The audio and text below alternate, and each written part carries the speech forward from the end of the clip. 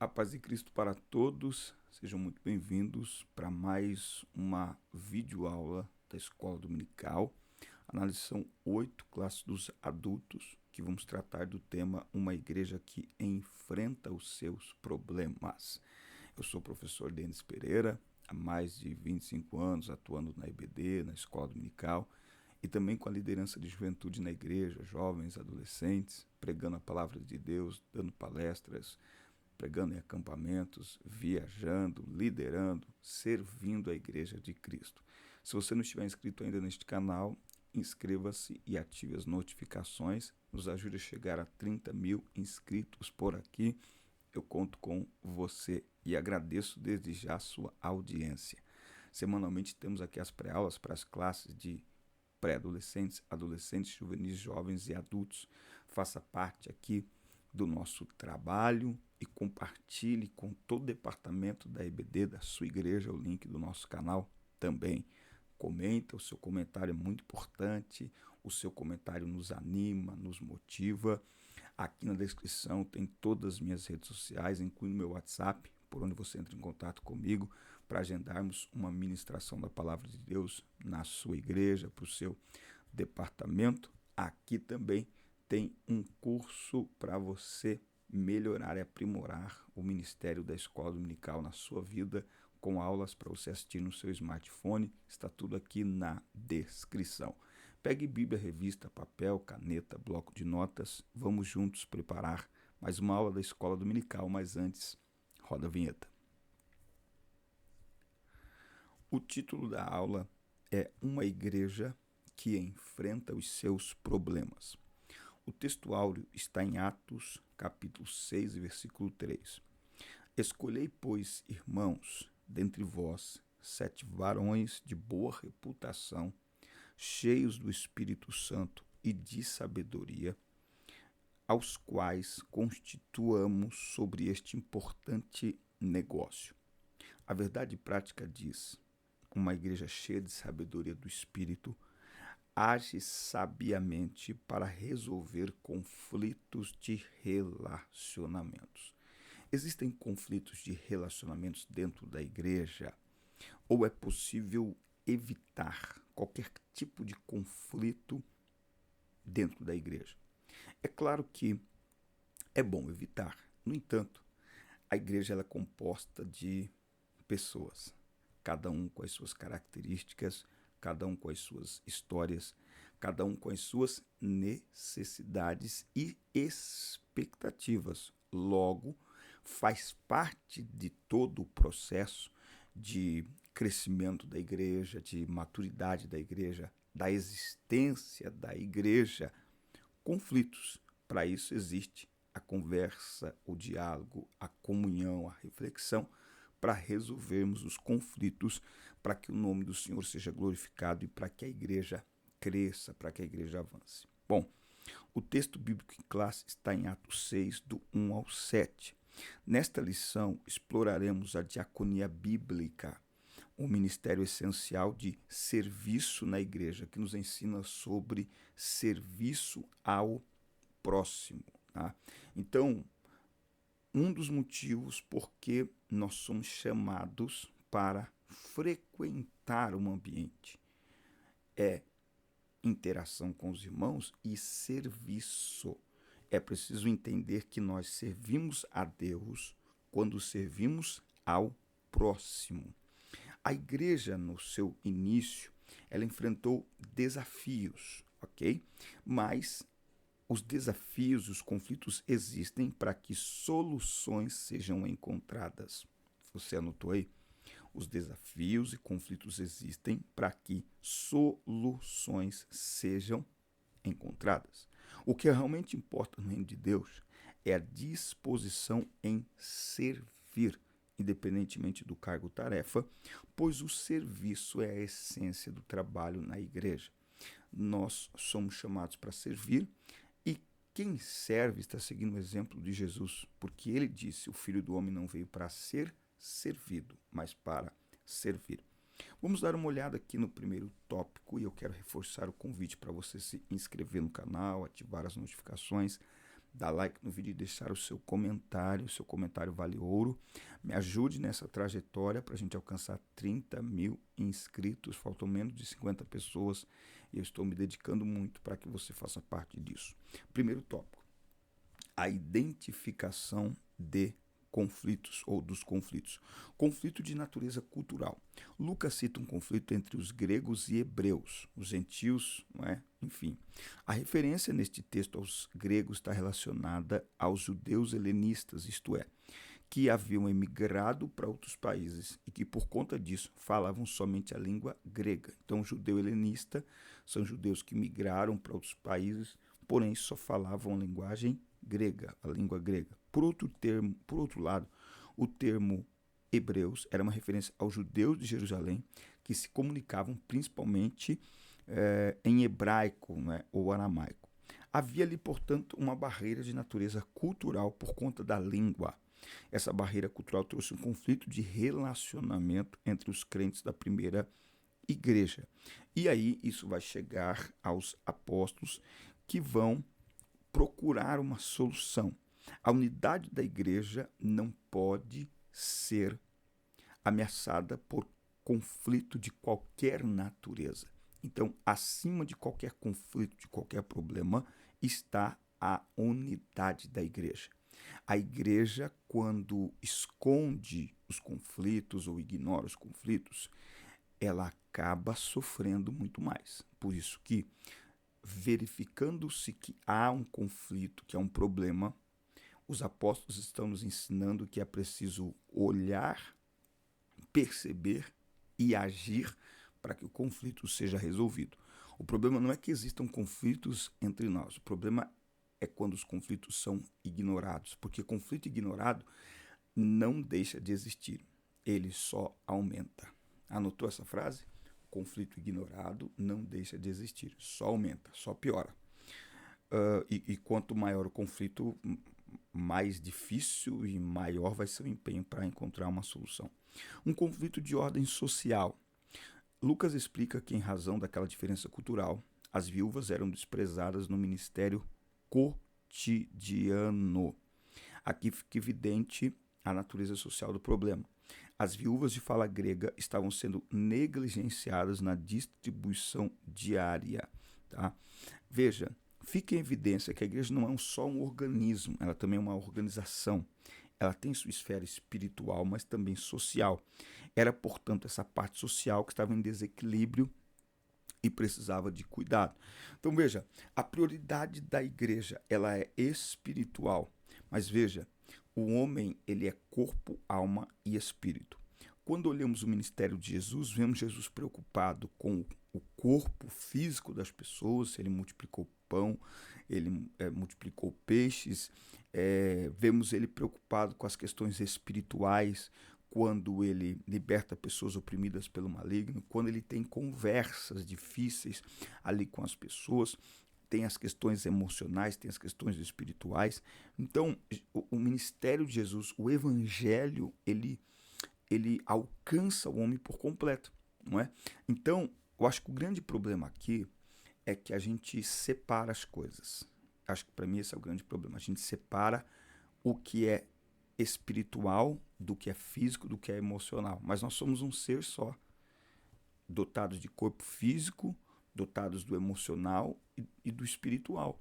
Então, quando você trata o físico, não significa que você está deixando o espiritual do lado. Não. O que você está procurando é um equilíbrio. Ok? Então, as disciplinas espirituais precisam ser atendidas e as necessidades físicas também, porque há uma correlação entre as emoções, os sentimentos, as necessidades físicas e espirituais. Então, negligenciar os mais necessitados é um dos pecados denunciados tanto no Antigo Testamento quanto no Novo Testamento. Não podemos ignorar a situação social dos menos favorecidos e pensar que desta forma estamos adorando a Deus em espírito e em verdade. Então, como eu disse, muitas vezes isso acontece porque a gente separa uma coisa da outra, mas o homem é corpo, alma e espírito. Não dá para a gente separar. Olha só, versículo 6 de Isaías 58. Não é este o jejum que escolhi, que você solte as ligaduras da impiedade, desfaça as ataduras da servidão, deixe livres os oprimidos e rompa todo o jugo. Olha só o 7. Não é também que repartas o teu pão com o faminto e recolhas em casa os pobres desabrigados, e ao ver o nu o cubras e não te escondas do teu semelhante? Então a luz romperá como a alva e a cura brotará sem detença. A justiça irá diante de você e a glória do Senhor será a tua retaguarda. Então, este cuidado com as pessoas, ele faz parte do trabalho, do serviço espiritual da igreja. Muito bom, um tópico assim muito especial, com lições muito poderosas para nós. Você está gostando desse nosso trabalho? Está ajudando você? Então inscreva-se, ative as notificações, dá like no vídeo e deixe o seu comentário, que é muito importante para nós. E se for aí da sua vontade, nós estamos à disposição para atender a sua igreja, o seu congresso, o seu evento. O meu contato está aqui na descrição. Neste sábado estaremos em São Paulo, no bairro do Valo Velho, ministrando no Congresso dos Jovens, da UMADEB ali daquela igreja. No domingo à noite estaremos ministrando bem pertinho aqui da minha casa. Aqui eu moro na divisa entre Campinas e Sumaré. Estaremos ministrando aqui no Parque Regina, no Congresso do Ciclo de Oração. E domingo de manhã estarei na IBD, ministrando aula na Escola Dominical na minha igreja. Bora então para o segundo tópico. Inscreva-se, ative as notificações, dá like no vídeo, deixa o seu comentário, que é muito importante para nós. A delegação de tarefas. Veja, eles identificaram um problema, eles identificaram um conflito ali. O ministério da oração e da palavra. Diante do conflito, os apóstolos perceberam que a parte da comunidade estava sendo negligenciada. A parte da comunidade que estava sendo negligenciada precisava de cuidados. Contudo, eles também perceberam que não poderiam resolver um problema criando outro. Cuidar dos mais necessitados era uma missão urgente da igreja, mas os ministérios da oração e pregação na palavra de Deus também o eram. Não adianta resolver um problema criando outro. Não adianta cobrir a cabeça e descobrir os pés. É preciso, por isso que a igreja é esse organismo formado por diversas pessoas. Estas diversas pessoas trazem diversos problemas, mas também trazem diversas oportunidades de solução, né? Assim como no meio das pessoas você encontra diversos conflitos, esse texto de Atos 6 nos mostra que a mesma igreja onde há conflitos e há problemas é a mesma igreja onde há soluções, onde há superação. É na mesma igreja. É o mesmo povo. Não é interessante isso? Não é? Então, tanto a parte social como a devocional e evangelística fazem parte de uma única missão da igreja. Não há conflito entre tarefas. Tá? Cuidar dos necessitados é importante. Igualmente importante é a oração e a evangelização. Não há conflito, não há contradição, onde um é considerado mais espiritual e o outro menos. Tudo faz parte de uma única missão da igreja. Assim, se a igreja ora e prega, mas não cuida dos necessitados, ela falha em sua missão. Da mesma forma, se a igreja se torna apenas um centro social, negligenciando a oração e a pregação, ela perde a sua essência, deixa de ser a igreja de Cristo e por isso também falha em sua missão. Então, a igreja não pode negligenciar o cuidado com as pessoas, mas ela, ao atender as necessidades físicas, não pode esquecer da sua missão vocacional e única, que é pregar o evangelho. Eu acho que, não sei qual é a sua opinião, escreve aqui para mim nos comentários, esse é o grande desafio da igreja, é cumprir a sua missão de pregação do evangelho, ao mesmo tempo em que cuida das pessoas, ao mesmo tempo que resolve problemas sociais. Se a igreja só resolver problemas sociais e não pregar o evangelho, ela se iguala a qualquer organização que faz obra social. A maior obra social da igreja é a pregação do evangelho. Porque o alimento, ele resolve o problema do estômago, mas só o evangelho resolve o problema da alma. A roupa cobre o corpo, mas só a palavra transforma de dentro para fora, transforma o espírito, transforma a mente. Percebe isso? Por isso que tudo que a igreja faz deve ser envolvido em oração, deve ser envolvido em palavra. E aí a pergunta que fica, é possível fazer as duas coisas? Será que enquanto não é uma questão às vezes da gente olhar o momento, peraí, esse aqui é um momento da gente fazer uma almoção aqui para todo mundo e chamar todo mundo, vamos sentar e vamos comer. E aí no meio a gente levanta uma oração, uma palavra. Será que só o almoço por si também já não é uma demonstração do poder do evangelho? Essa comunhão onde aproximam as pessoas? Bom, a gente precisa fazer como eles acharam equilíbrio. E eles acharam equilíbrio através do quê? Da diaconia.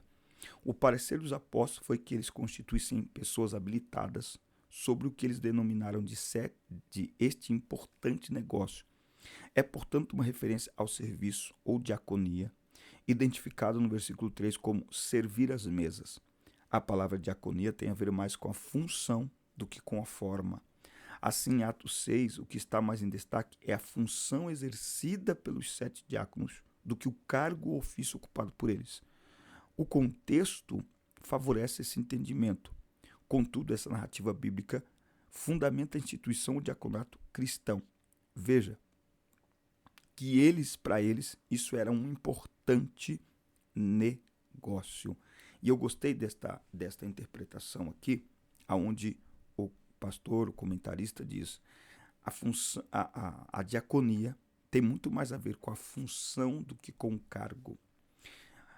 Eu costumo dizer, eu aprendi isso, que o cargo mais alto, a função mais alta no reino é servo. Jesus disse assim, ó, quem quiser entre vós ser o maior, seja aquele que serve. Veja isso. Então, a maior alegria no reino de Deus não é em ser servido, é em servir, ajudar pessoas, resolver conflitos, servir às mesas. Isso independe do cargo. Veja, o novo convertido serve, o cooperador serve, o diácono serve, as crianças servem, as irmãs servem, os presbíteros servem, o pastor serve. O grande problema é que, diferentemente dos apóstolos, para os quais o diaconato, a diaconia era algo especial, importante, para muitos eles colocam o cargo acima da função. E aí eles servem de acordo com o cargo. Então eles acham que enquanto cooperador, eles têm que servir todo mundo. Quando ele é diácono, ele já acha que ele é elite. Chegou no presbitério então, aí ele não serve mais ninguém, porque o diácono é que tem que servir ele. Se for pastor, então não. O cooperador tem que servir ele, o diácono tem que servir ele, o presbítero tem que servir ele, a igreja tem que servir ele. Mas quando a gente olha para a ótica de Jesus e dos apóstolos aqui, é tudo o contrário. Nós somos chamados para servir. Por isso que a ótica de ministério talvez não seja subindo degraus, mas descendo. O cooperador, ele serve algumas pessoas. O diácono serve a igreja toda. O presbítero serve numa intensidade ainda maior, porque ele precisa ensinar a igreja. E o pastor, então? Percebe isso? Então, a diaconia, o serviço, eu gostei disso aqui, tem mais a ver com a função do que o cargo. A nossa alegria está em servir. Mas eu sou presbítero da igreja. Eu não posso servir água para o pastor que está pregando. Não é? Eu não posso ajudar na construção da igreja porque eu sou presbítero. Não. Presbitério é o cargo. O serviço é a função. A diaconia é a função, independente de qual cargo eclesiástico exerça. Isso faz com que a igreja cresça, isso faz com que a igreja seja abençoada através do nosso serviço. E por último, o tópico 3 vai falar sobre seguindo os princípios cristãos. Ele vai falar aqui das características, não é, destes diáconos, especificamente aqui apontando os diáconos. E ele vai falar, inscreva-se aí, já se inscreveu? Corre lá se inscrever para a gente terminar aqui. Inscreva-se, ative as notificações, dá like no vídeo e deixe seu comentário, que é extremamente importante para nós o seu comentário, tá? Seguindo os princípios cristãos, privilegiando o caráter. Nas exigências das qualificações exigidas para o exercício do diaconato, o caráter ganha ênfase. Escolhei, pois, irmãos, dentre vós, 7 varões de boa reputação, cheios do Espírito Santo e de sabedoria, aos quais constituamos sobre este importante negócio. Aqueles que iriam cuidar das mesas deveriam ser pessoas de boa reputação. A palavra boa reputação traduz o termo grego martirel, que significa testemunha. Olha que coisa linda isso aqui. Ou mártir. Quer dizer uma pessoa autêntica, honesta, correta e que não negocia valores para exercer a função da diaconia. Às vezes pensamos que essas exigências eram apenas para os dias bíblicos, o que evidentemente é um equívoco. Se para aqueles que se dedicariam apenas a servir as mesas, isto é, os diáconos, era exigido boa reputação, então o que dizer dos pastores que cuidam dos rebanhos? Veja isso. Essas pessoas encarregadas da diaconia da igreja, além da exigência de boa reputação, deviam ser cheias do Espírito Santo de sabedoria. Defender a boa ortodoxia, isto é, a doutrina correta, era importante, mas incompleto. Era necessário que essas pessoas também fossem cheias do Espírito Santo e de sabedoria. É possível uma pessoa ser ortodoxa e eticamente irrepreensível, contudo não ser quebrantada e nem possuir fervor espiritual. Da mesma forma, é possível uma pessoa exercitar os dons espirituais, contudo não ter sabedoria nenhuma. Uma coisa não pode funcionar sem a outra. O ideal de Deus é que o cristão viva corretamente, exercitando os dons espirituais com a sabedoria no exercício da diaconia. Uma coisa caminha junto com a outra. Cheios do Espírito Santo, equilibrados no exercício dos dons e com boa reputação e com sabedoria. A Bíblia não trabalha com uma coisa ou outra, mas com uma coisa e outra. Sabedoria, dons espirituais, fervor espiritual. Tudo isso caminha junto. E quando isso acontece, a igreja cresce de maneira dinâmica, de maneira saudável. Deus é glorificado, os conflitos são resolvidos. Para mim, a grande lição desta lição 8 é que a igreja identificou um problema e encontrou uma solução para aquele problema, e é interessante que a solução encontrada se tornou um modelo, um padrão para todos nós em todos os tempos. Isso é resultado de uma igreja que ora, de uma igreja que reflete e de uma igreja que não faz dos conflitos um problema, mas uma oportunidade para encontrar soluções e para seguir avante. Amém, meus amigos? Essa foi a nossa videoaula de hoje. Assista, curta, compartilhe, inscrevam-se no canal, ativem as notificações, deixe aí o seu comentário. Nos vemos na próxima semana. Deus abençoe.